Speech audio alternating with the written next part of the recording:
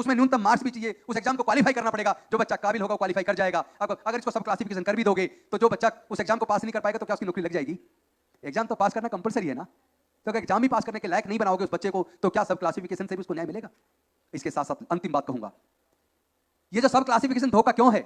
ये धोखा इसलिए है कि आज सरकार के पास देने के लिए नौकरियां तो है ही नहीं, और अगर कहीं नौकरी निकलती है तो रिजर्व सीट 1 मिलती है, कहीं 2 मिलती है, कहीं 3 मिलती है, कहीं 4 मिलती है। अब हजारों नौकरियां नहीं निकलती है अनुसूचित जाति जनजाति की, पिछड़े वर्गों की, कहीं 2, कहीं 4, कहीं 5, कहीं 6, कभी कभी कुछ जगह होती है जैसे रेलवे में निकल गई।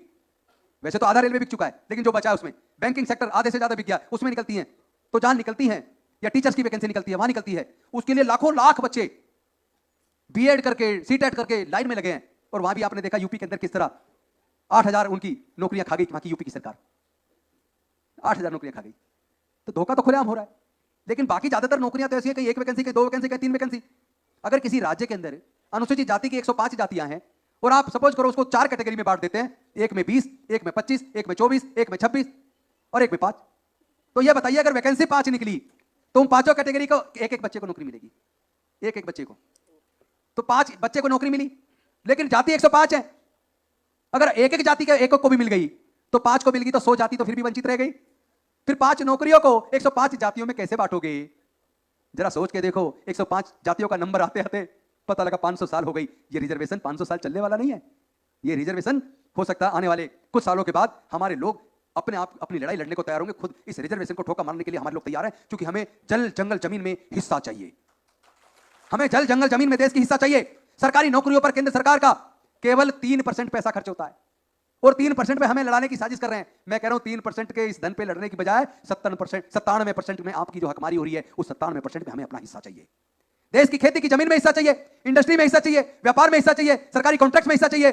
जहां लाखों करोड़ रुपया है, अरबों खरबों रुपया है, उसमें तो हमारी हिस्सेदारी की कोई बात ही नहीं कर रहा। ना कोर्ट कर रहा है, ना सरकारें कर रही है, शिक्षा महंगे करके शिक्षा छीन रही है, साथ ही साथ सरकारी नौकरी को प्राइवेटाइज करके नौकरियों का अवसर कम कर रही है, ऊपर से उपवर्गीकरण के नाम पर हमारे लोगों को लड़ाने की साजिश कर रही है। अभी आपने देखा होगा एक मिस्टर चौधरी, बाटा सीट है एक मथुरा के अंदर, और वो मिस्टर चौधरी मायावती जी को करप्ट करके उनका भला भला करके उनको अपमानित करने की बात कर रहे हैं। अरे भाई, पूरे देश का धन, पूरे देश का सारा पैसा लूट के तुम लोग खा गए, और हमारे समाज की बहन बेटी अगर मुख्यमंत्री बनी आप उसको करप्ट कहते हो? शर्म नहीं आती आपको? ये हमें स्वीकार नहीं है। हम अपनी बहन का सब अपमान स्वीकार नहीं है। हम अनुसूचित जाति जनजाति पिछड़े वर्ग और माइनॉरिटीज के लोगों से अपील करना चाहते हैं, और अपील यह है कि धार्मिक जुलूसों में अपने बच्चों को भेजना बंद कर दो। जहां भी दंगे हो, दंगों में अपने बच्चों को भेजना बंद कर दो। कावड़ लेने के लिए अपने अनुसूचित जाति जनजाति पिछड़े वर्ग के बच्चे ही क्यों जाते हैं? अपनी पढ़ाई छोड़ते हैं, नौकरी वाली अपनी कामधंधा छोड़ते हैं, 5-10 हजार अपना बर्बाद करते हैं। लेकिन क्या एक भी आदमी अनुसूचित जाति जनजाति पिछड़े वर्ग का जो कावड़ लेकर आया, क्या वो अरबपति बना, करोड़पति बना? जो अरबोपति हैं, करोड़पति हैं, जो मंदिरों का सारा चढ़ावा खा जाते हैं, ब्राह्मण बनिया ठाकुर के बच्चे तो कावड़ लेने नहीं जाते, उद्योगपतियों के बच्चे तो कावड़ लेने नहीं जाते, पूंजीपतियों के बच्चे तो कावड़ लेने नहीं जाते, नेताओं के बच्चे तो कावड़ लेने नहीं जाते, अफसरों के बच्चे तो कावड़ लेने नहीं जाते। फिर हमारे अनुसूचित जाति जनजाति पिछड़े वर्ग के बच्चे कावड़ लेने क्यों जाते हैं? बताइए, क्या ये मेरा सवाल जायज है या नहीं है? जायज है, जायज है ना? तो अपने लोगों को अंधकार, अंधविश्वास, पाखंडवाद से बाहर निकालना है, अपने लोगों को अपना हक मांगना है। दिल्ली बार एसोसिएशन या स्टेट बार एसोसिएशन में कहीं पे रिजर्वेशन नहीं है। बाहर की बात छोड़िए, दिल्ली बार एसोसिएशन की बात करता हूं। दिल्ली बार एसोसिएशन में टोटल 25 पद होते हैं, चुनाव जीत के 25 लोग जाते हैं, वहां रिजर्वेशन नहीं है। आज तक के आजादी के इतिहास में दिल्ली बार काउंसिल के अंदर, दिल्ली बार काउंसिल के चुनाव में एक भी अनुसूचित जाति का जनजाति का आदमी एक भी 25 में से एक भी नहीं जीत पाया आज तक। क्यों? क्योंकि रिजर्वेशन नहीं है। लोग कह रहे हैं मैं अपनी काबिलियत से कलेक्टर बन गया, मैं अपनी काबिलियत से इंजीनियर बन गया, मैं अपनी काबिलियत से डॉक्टर बन गया। अरे सोचो, आपके तो पढ़ने लिखने पर, मनुस्मृति के आधार पर धार्मिक बंदिश थी, आपके तो व्यापार करने पर धार्मिक बंदिश थी, आपको तो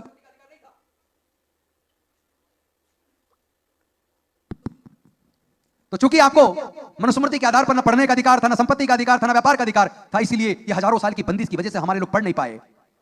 इस बंदिश की वजह से हमारे लोग व्यापारी नहीं बन पाए। इस बंदिश की वजह से हमारे लोग उद्योगपति नहीं बन पाए। इस बंदिश की वजह से हमारे लोग खेत की जमीन के मालिक नहीं बन पाए। मैं आप सबसे पूछना चाहता हूं, क्या जल जंगल जमीन कोई अपनी मां के पेट से लेकर पैदा हुआ है?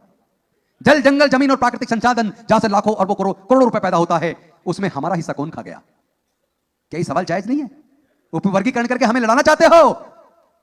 अरबों खरबों रुपए तुम डकार गए, हमारी हक की हकमारी तुमने की है, और कहते हो दलित दलित का हक खा रहा है।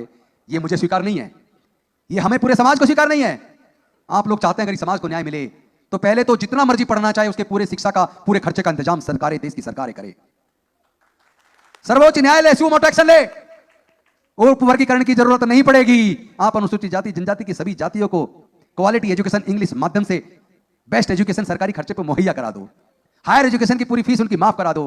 ये बच्चे पढ़ जाएंगे, एग्जाम में बैठकर एग्जाम पास को करके अपना हक ले लेंगे। उपवर्गीकरण एक धोखा है, ये हमें स्वीकार नहीं है।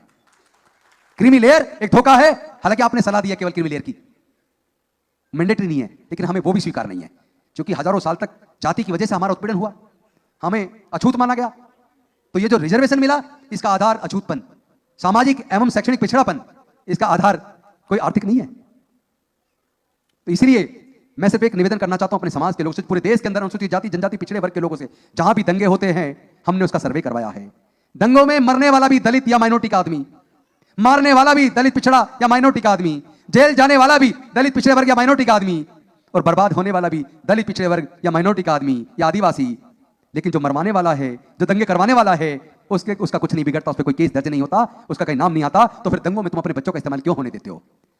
मैं तमाम दलित पिछड़े आदिवासी माइनॉरिटी के लोगों से निवेदन करता हूं, अंधे अंधकार में डूबे हुए धार्मिक जुलूसों में अपने बच्चों को, जो तलवारें जहां लहराई जाती है वहां अपने बच्चों को भेजना बंद करो।